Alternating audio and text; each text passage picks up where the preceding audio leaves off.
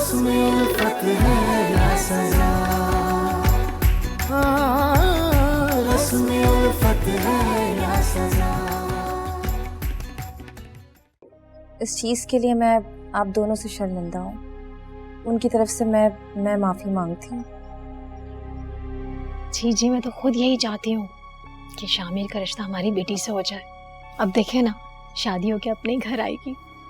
अपनी ही अना का शिकार हो गई आप, और अब पछताएंगी,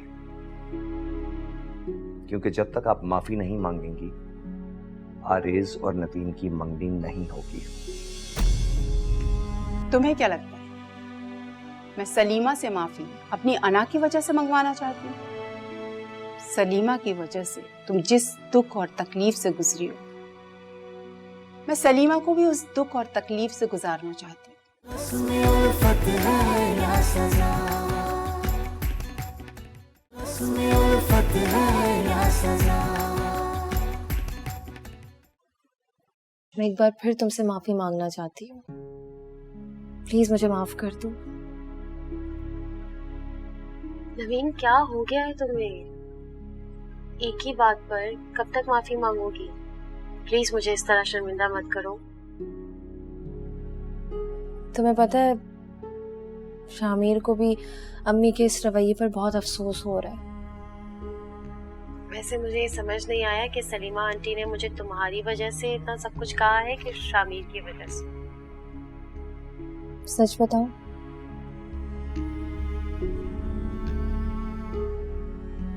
अम्मी ने ये सब शामिर की वजह से किया है, क्योंकि वो चाहती थी कि उनकी भांजी की शादी शामिर से हो। लेकिन जब उन्हें पता चला कि शामिर उसमें इंटरेस्टेड नहीं है, तो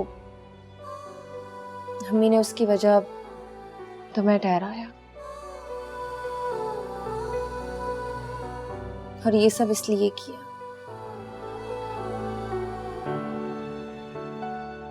यानी कि आंटी मुकम्मल तौर पे गलतफहमी का शिकार है।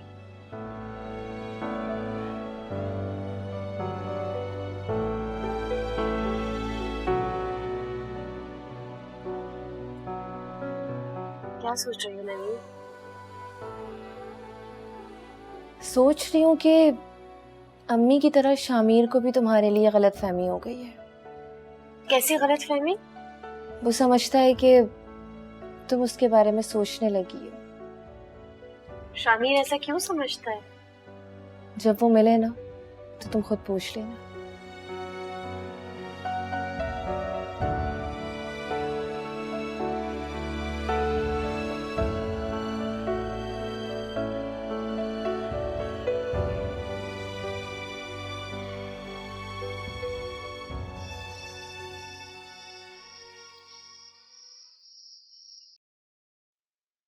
राशिदा बहन, मैं सलीमा के किए पर आपसे माफी मांगना चाहता हूँ। भाई साहब, आप क्यों शर्मिंदा कर रहे हैं मुझे? इसमें आपकी तो कोई गलती नहीं है तो मेरी ही बीवी।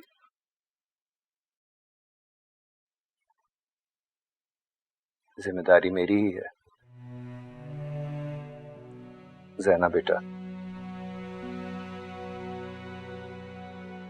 मैं आपसे भी बहुत माजरत खा हूं। सबसे ज्यादा आपको ही सहना पड़ा। प्लीज अंकल, आप क्या कह रहे हैं? मुझे शर्मिंदा तो मत करें।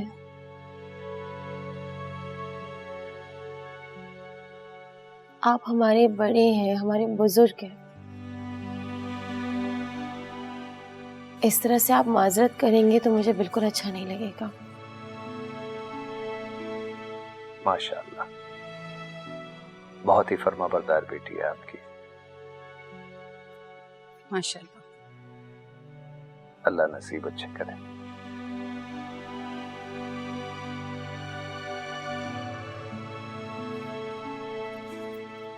दरअसल भाई साहब, मैंने सलीमा को उसकी गलती का एहसास दिलाने के लिए मंगनी मुलतवी की है।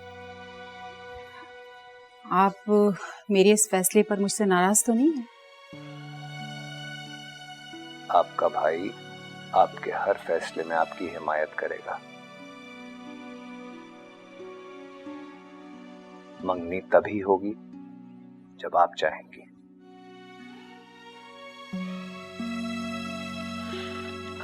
अलबत्ता मेरा यहाँ आने का एक और मकसद भी था।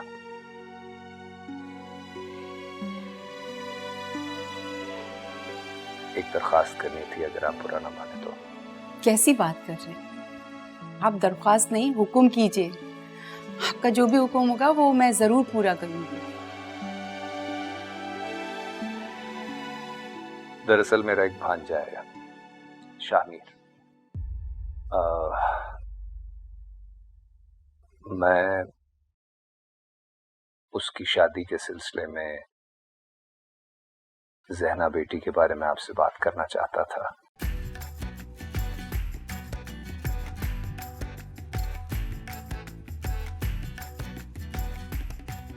बल्कि सीधे अल्फाज में मैं आपके खानदान के साथ दोहरा ताल्लुक जोड़ना चाहता हूं, एक और रिश्ता। और मुझे कोई जल्दी नहीं है। आप जैसा फैसला करें, जब भी करें, मुझे कबूल होगा। ठीक है, मुझे थोड़ा सा टाइम दें। जरूर बेटी, कोई जोर जबरदस्ती नहीं है। आपको जैसे मुनासिब लगे आप कोई फैसला कीजिएगा, क्योंकि जाहिर है मुस्तकबिल और जिंदगी आपकी है।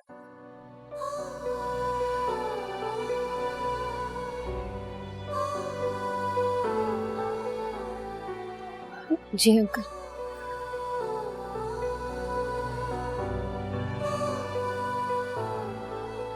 चाय लीजिए। जी, आपको कुछ दूं? मैं ले लूंगा। आप लीजिए।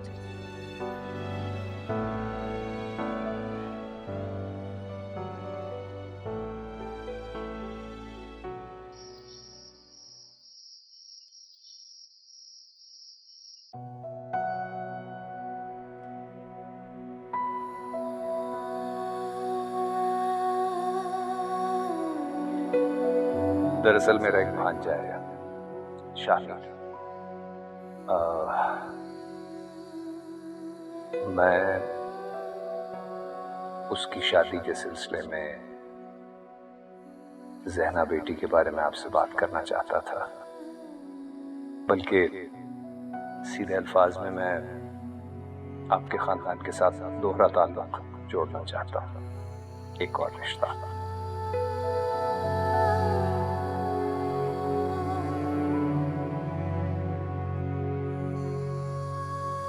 अम्मी की तरह शामिर को भी तुम्हारे लिए गलतफहमी हो गई है। वो समझता है कि तुम उसके बारे में सोचने लगी।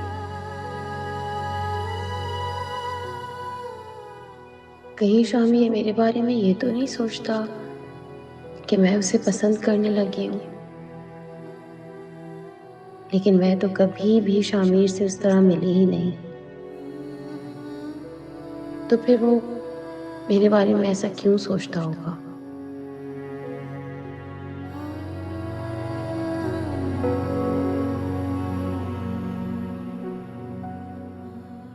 वो जरूर किसी गलतफहमी का शिकार हो गया है। मुझे नवीन से बात करनी चाहिए।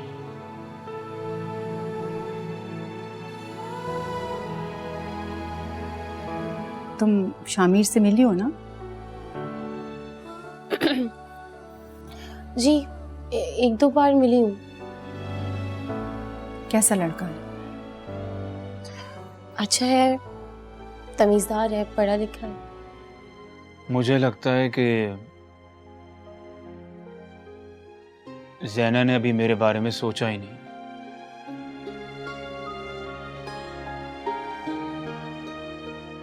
शायद सिर्फ मैं ही उसे पसंद करता हूँ। देखो ज़ैना, मैंने शामिर से वादा किया है, उसे बहुत दुख होगा। और मुझे ये यकीन है कि तुम्हें आज नहीं तो कल उससे प्यार हो जाएगा। इतनी नाजुक और मासूम सी लड़की मोहब्बत के मामले में कितनी जुनूनी है।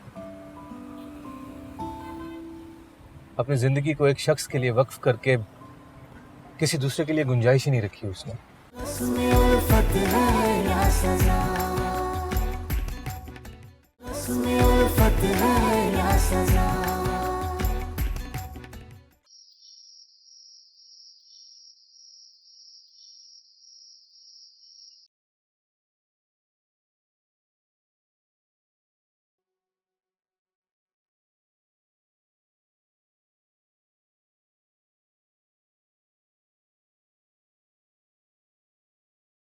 क्या कर रही हो ज़ैना?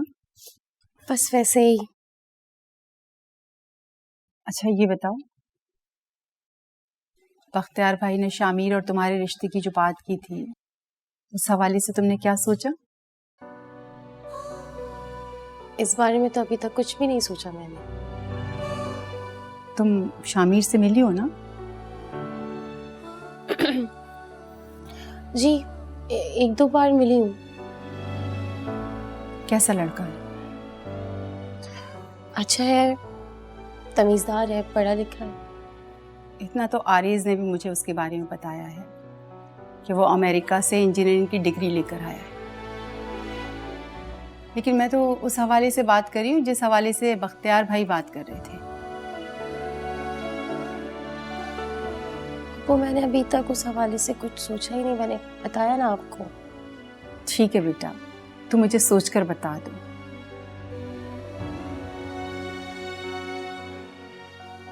क्योंकि बख्तियार भाई को भी मेरे जवाब का इंतज़ार होगा।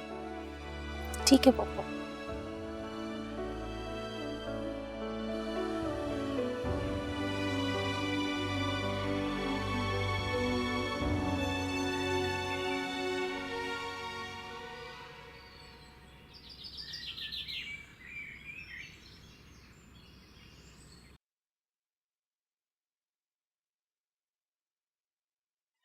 एक गुड न्यूज़ है। क्या? अंकल ने आरेस की अम्मी से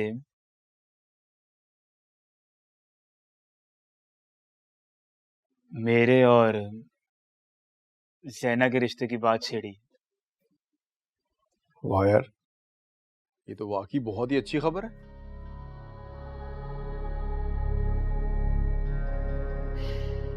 हाँ यार, मैं बहुत खुश हूँ। और मुझसे ज़्यादा खुश तो नवीन है, बल्कि यूं कहो कि नवीन तो खुशी से दीवानी हो रही है।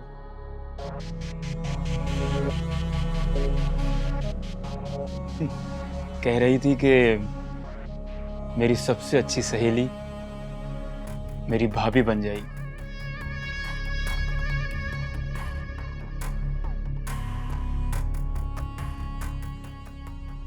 अच्छा, पर ये बात अंकल ने हारिस की अम्मी से कब की?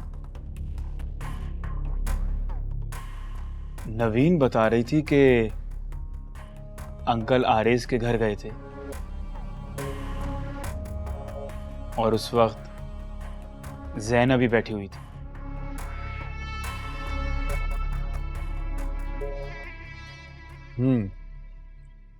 तो फिर ज़ैना ने तुम्हें या नवीन को फोन करके जवाब तो दिया होगा। नहीं, मुझे तो कोई कॉल नहीं की ज़ैना ने, और ना ही नवीन को जवाब दिया है, वरना नवीन मुझे जरूर बताती। और तुम्हारा ये कहना है कि वो नवीन से अपनी कोई बात नहीं छुपाती?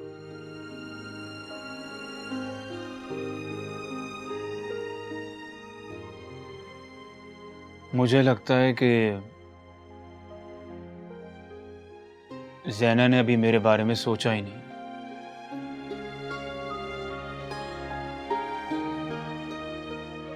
शायद सिर्फ मैं ही उसे पसंद करता हूं।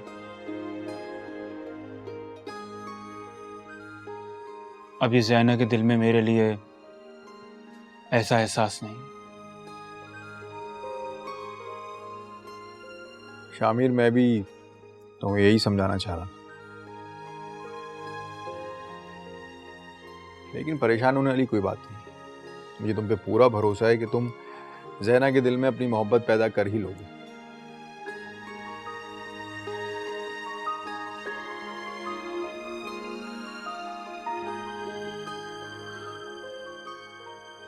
चाय तो पी लो, ठंडी हो रही है।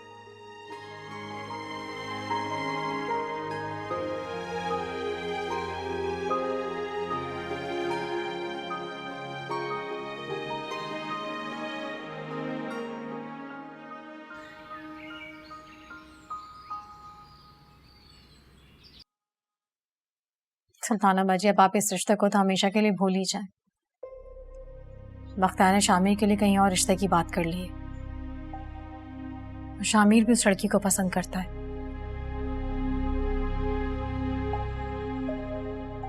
आप फिक्र नहीं करें, अल्लाह हमारी बेटी के लिए बहुत बेहतर करेगा इंशाल्लाह। ठीक है, अपना ख्याल रखिएगा। अल्लाह हाफिज।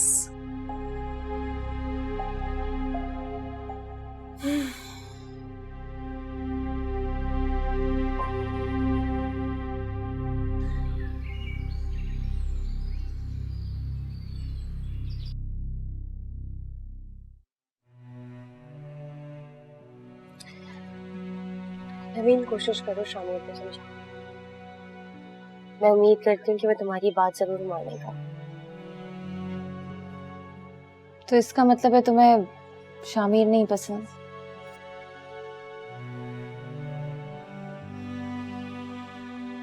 बात ये नहीं है।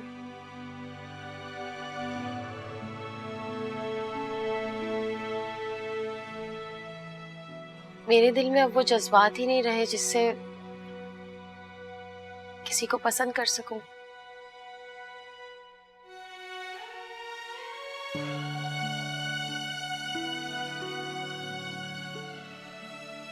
मोहब्बत इंसान को सिर्फ एक ही बार होती है।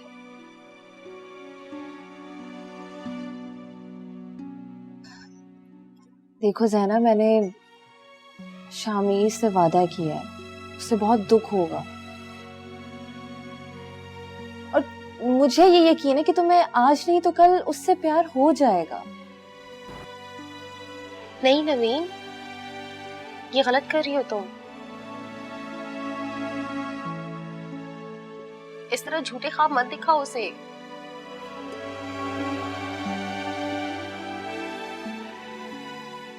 जब ख्वाब टूटते हैं ना तो बहुत तकलीफ होती है और ये तकलीफ मैं सह चुकी हूँ। ज़ैना, मैं तुम्हारी बात से इत्तेफाक रखती हूँ, लेकिन एटलीस्ट तुम उससे शादी तो कर सकती हो। कैसे कर सकती हूँ शादी? और ऐसी शादी का क्या फायदा जिसमें चाहत हो?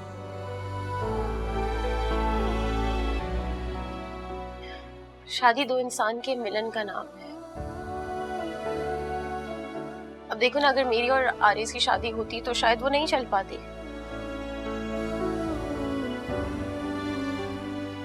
मगर तुम्हारी और आरिस की शादी जरूर चलेगी क्योंकि तुम दोनों एक दूसरे से मोहब्बत करते हो।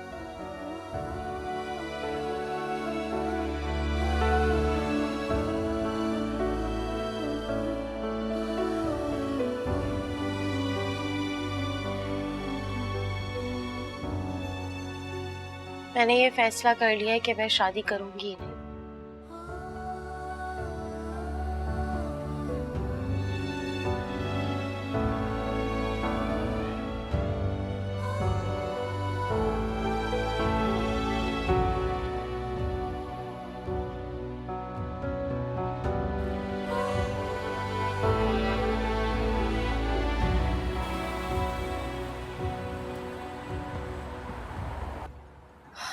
आरेज, इन 2 दिनों में ना मुझे तुम्हारी बहुत कमी महसूस हुई है। अब तुम आ गए हो तो शामिर और ज़हना के मामले में मेरी हेल्प करो। नवीन, मैं तुम्हारी क्या मदद कर सकता हूँ? जब वो तुम्हारी नहीं मान रही तो मेरी कहाँ से मानेगी? हाँ, ये तो है।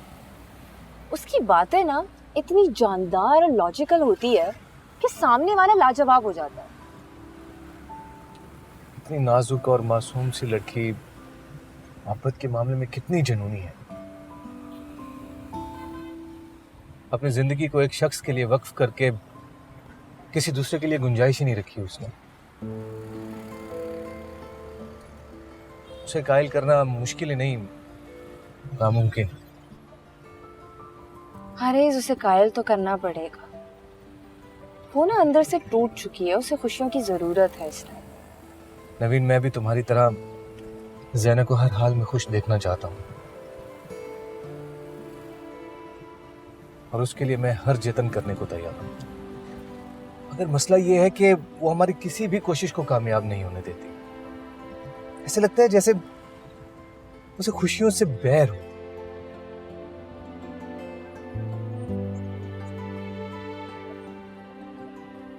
एक तरीका है उसको मनाने का।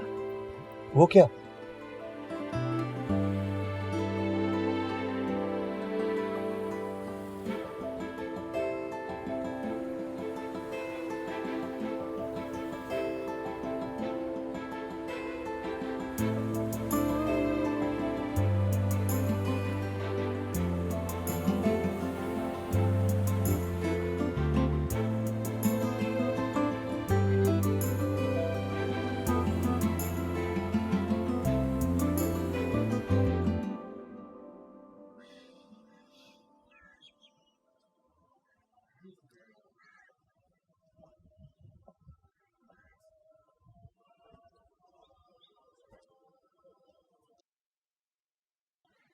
फिर क्या सोचा तुमने? किस बारे में? अजीब औरत हो तुम, बल्कि अजीब माँ हो। तुम्हारी वजह से तुम्हारी बेटी की मंगनी रुकी हुई है, तुम्हें एहसास ही नहीं, कोई फिक्र नहीं। मैंने कब मना किया मंगनी करने से? अगर तुम चाहती हो कि मंगनी वक्त पे हो जाए तो माफी क्यों नहीं मांग लेती? बख्तियार, मैं माफी नहीं मांगूंगी।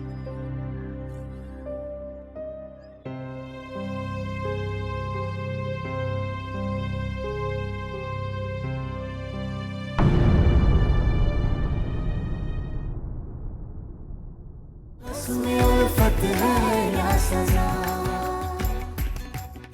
उसमें उल्फत है या सजा। अगर तुम्हें शामिर पसंद नहीं है तो कोई बात नहीं, जो तुम्हारा इंतखाब होगा वो हमें भी पसंद होगा। नवीन को यह गुमान है कि एक ना एक दिन ज़ैनब मुझसे शादी के लिए जरूर मान जाएगी। हालांकि ज़ैनब इस्लामाबाद जा रही है, और वो भी हमेशा हमेशा के लिए। कल सुबह 8 बजे तुम्हारी फ्लाइट है। ज़ैनब, अगर तुम कहो तो तुम्हारी रिटर्न टिकट भी करवा दूं? उसकी जरूरत नहीं है, और हो सकता है कभी उसकी जरूरत पड़े भी ना। अपनों से बिछड़ना बहुत तकलीफ दे होता है ना। तुम चाहो तो तुम्हारी तकलीफें आसान भी हो सकती है। उसमें उल्फत है या सजा।